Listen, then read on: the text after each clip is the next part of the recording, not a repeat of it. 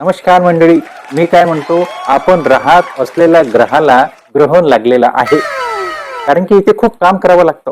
इथे पुन्हा पुन्हा पेपर द्यावे लागतात. इथे खासदार फुटतात, इथे आमदार फुटतात, इथे धड पेपर फुटतात. पोटापोटीची 100कडे वाटचाल असावी असं म्हणायला काही हरकत नाही. कारण की ढग फुटून एवढं पाणी लीक होत नाही. लहान मुलांचे डायपर सुद्धा एवढे लीक होत नाही, एवढे पेपर लीक होतात. आणि पेपर लीक होतो, पण ही गोष्ट लीक होते कशी, प्रश्न हाही पडतो. टेक्नॉलॉजी आता फक्त बालवाडीचे पेपर फुटणे बाकी आहे. एकदा बालवाडीचे पेपर फुटले की आपण डोळे मिटायला मोकळे. जीवन सार्थकी लागले म्हणून समजायला काही हरकत नाही. कारण की आपले आई बाबा घालतात खूप घाम. आपलं अभ्यास करणं एवढंच काम, आणि हे पेपर फोडून ठरवतात त्याचं दाम. आहे आपलं सांगणं ठाम. तर मग आता करा आपापले तुम्ही काम.